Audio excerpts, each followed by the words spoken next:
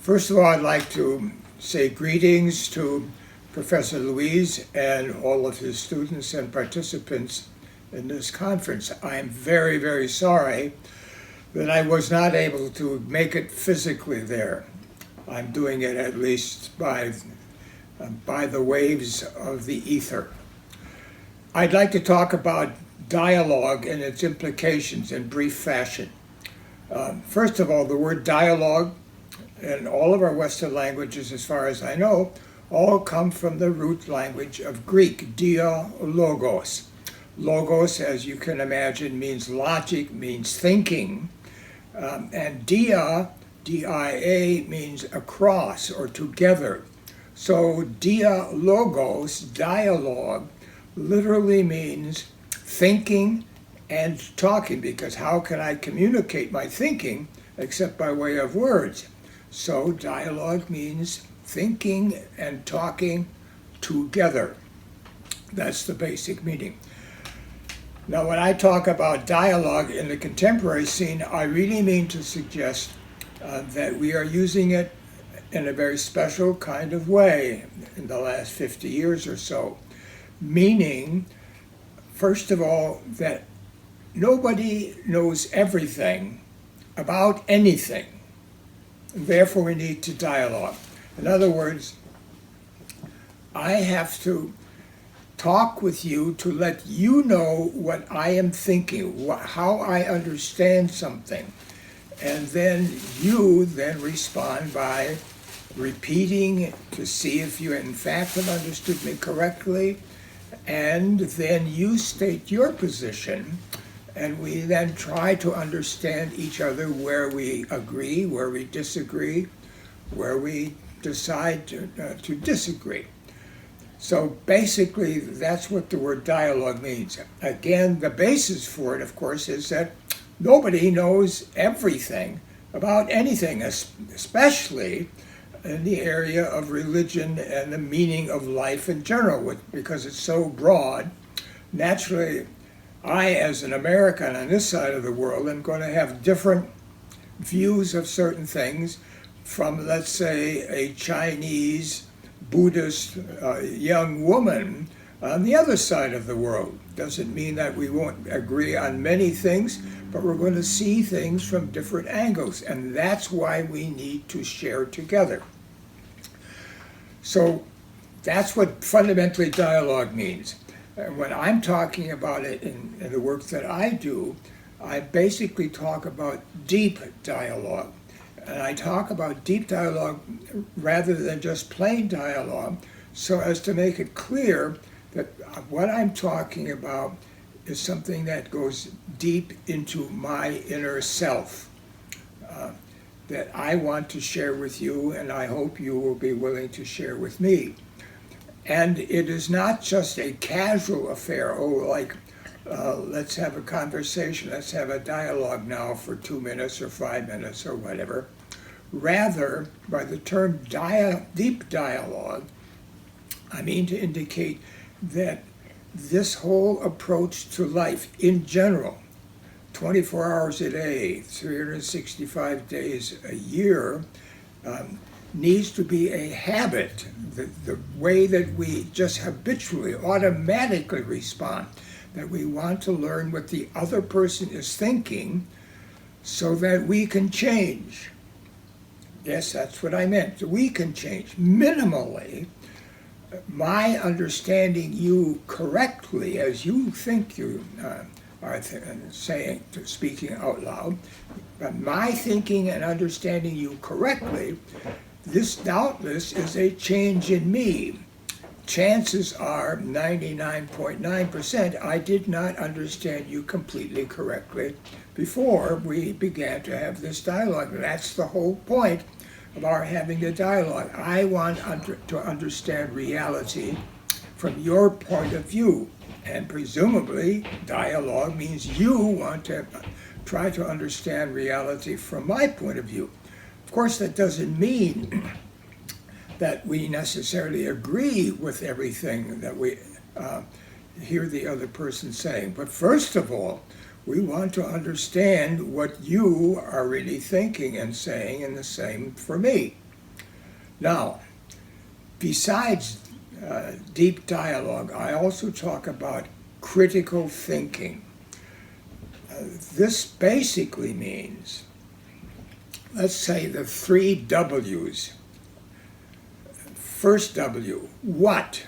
What exactly, what precisely do you mean when you speak about X? Whatever X happens to be, religion or life or chemistry, you name it. I want to try to understand precisely, exactly what you understand when you say X. That's the what. Now you might say to yourself, oh, well, that's so simple and obvious. Let's get on to something really important. No, stop. This is probably the most important part of critical thinking.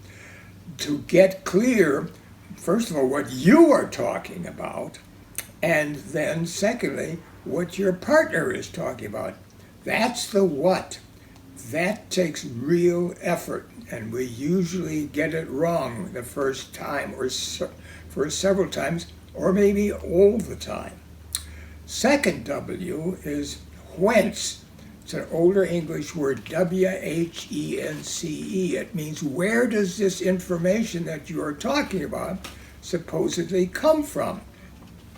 Does it come from an original source, somebody who was an eyewitness of something, for example? Or is it a third or fourth or 10th hand report of something? Is it a position that comes from someone who is in favor of a certain idea, or is an opponent to a certain idea? Obviously, such views are going to be biased, and so you need to then adjust your taking of that information supposedly passed on as more or less accurate. That's the whence. Where does this come from? The third W is whither, W-H-I-T-H-E-R. Where is it going to? What are the implications if, in fact, what you say is, in fact, true? Especially if that idea is applied to other situations further on down the line, or in parallel, or in contradictory situations. The truth needs to be true all the time in all places. Otherwise, we need to re-spell it out. Okay, so that's the beginning of deep dialogue, critical thinking.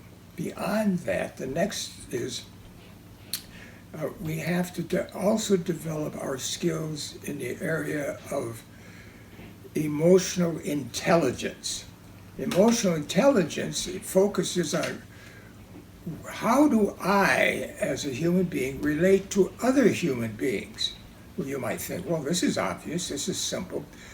Well, it's not always true. So many of us relate to other people in perhaps overbearing and clumsy and way too silent, too talkative. We don't have a sense that we are relating effectively.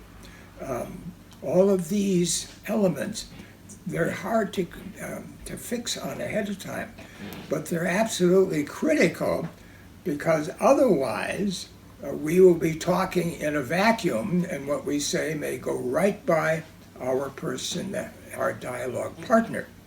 And I would at this point also indicate, again, that getting the correct understanding of the words that we use, the words that I use and the words that you use. If we only have 150 words in our vocabulary in general, we're going to be using very blunt terms in many instances, and we're going to make a mess of it. It's like somebody who was a brain surgeon and has only a saw and a hammer to work with. This is not going to work well. We need to develop the understanding of words in order to relate to each other in effective ways. Fourth element, this all has to somehow eventuate into action. And so I talk about complementary opposition. You might think, well, wait a minute, or a complementary competition, how can that be? If you're competitive, you want to win, and that means the other one is going to lose. No, not necessarily. As a matter of fact, what I would advocate is that we work as hard as we can, depending on the circumstances, to arrive at not an either-or final position, but a both-and position as much as possible. And in those situations where either you get the job of building this bridge or the other company gets the job to build the bridge, we need to then have a whole approach, which is going to be, we need to then move on and ask ourselves, what can we learn from this interaction, from this win-lose situation? How can we be creative in the future? How can we even collaborate with our quote-unquote opponent who has won the position and we haven't, in areas that are related or even not related to it? In other words, we don't want to get stuck in a competitive mode. We want to make it to be a launching pad to be able to expand and develop positively our interrelations as much as possible. So these four elements, I would say, are what I really mean to talk about when I talk about dialogue. It includes deep dialogue, critical thinking, emotional intelligence, and competitive cooperation. If you can do all of those things together, I think you will make a very major contribution to this world and the next. Thank you.